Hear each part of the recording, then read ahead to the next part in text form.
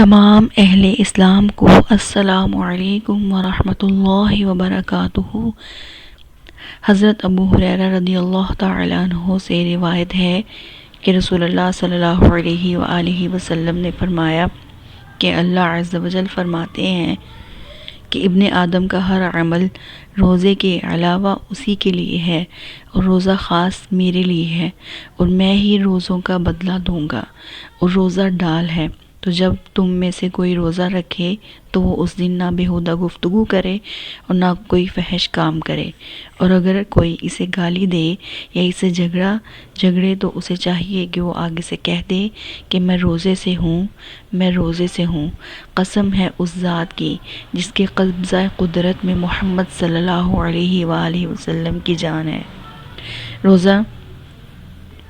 روزہ رکھنے والے کی منہ کی بو اللہ کے ہاں قیامت کے دن مشک کی خوشبو سے زیادہ خوشبودار ہوگی۔